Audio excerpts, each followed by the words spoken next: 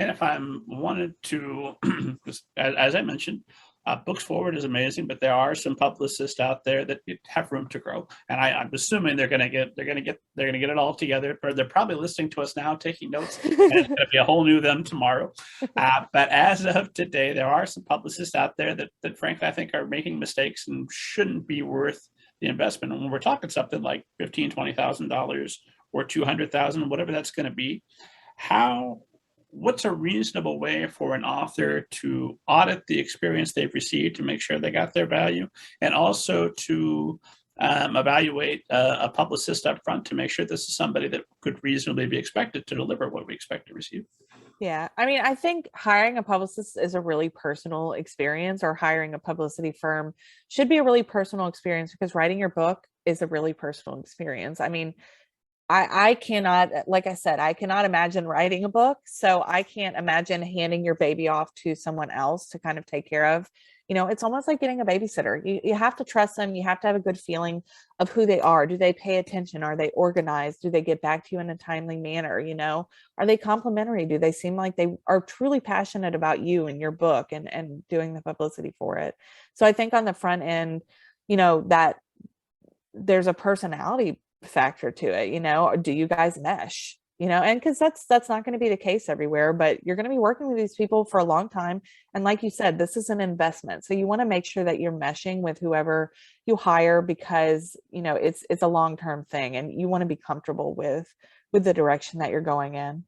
And then just making I think having like a kind of hammered in, but what are your goals? Did they help you meet those goals? And you might have tiers of goals.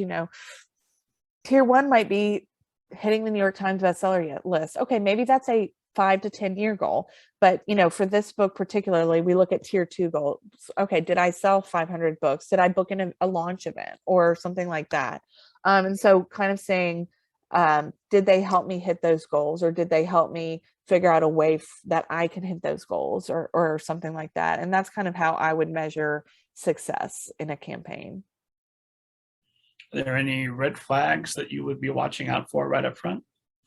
For like, if you're hiring a publicity firm, yeah, I mean, I think like you said earlier, if they're writing you an email and they're not like addressing you by your name, or they mess up your book title or something like that, I mean, that would be an immediate, like, I wouldn't feel good about it, If I'm an author that goes to them and say, hey, you're going to send this to all the best people, and they're like, yeah, I really want to get on the Middle Grade Ninja podcast. You're going to make that happen, right? Exactly. Don't pay for that, esteemed audience. Just send me an email. We'll see what we can make that happen. No, let me know. You can go through me. I will help you. I know a guy. Fair enough. So to me, I assume, because they're going to get some form of money up front, they're going to be as nice as possible. How do I evaluate them on the back and make sure they're not somebody that's sending out the dear editor?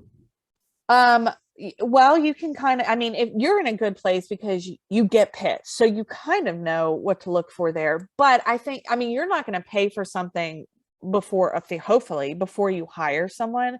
So I think how they approach you is a good indicator of how they are approaching other places. Of course, they're wanting to, like you said, get money from you, so it's going to be a little bit different. But you can ask, I mean, again, asking them detailed questions is really helpful, kind of like you've been interviewing me. I mean, this is the kind of questions that I would expect an author to have when, for an ambassador, when we're on the front end. Are they able to give thorough answers? Or if they're not able to give thorough answers, do they say, let me check with my team, I'll get back to you? And do they get back to you with a really good answer? Because I think that is going to be, indicative of your experience going forward. So that is something that I would look for as well. Gotcha.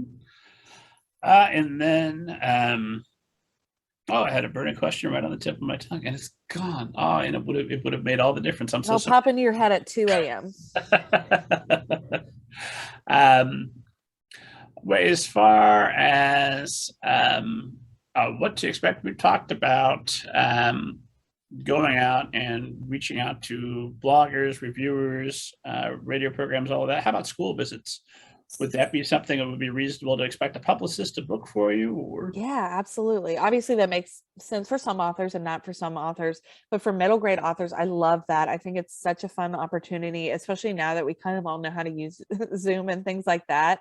Kind of opens up a whole new world to be able to do author visits with schools. And I know a lot of middle grade authors, YA authors, picture book authors are really passionate about that, and it's so rewarding for those kind of authors. So I love setting up school visits or library, appearances, things like that, readings at bookstores. Yeah, any of that kind of stuff is something that we do frequently and love to do for authors.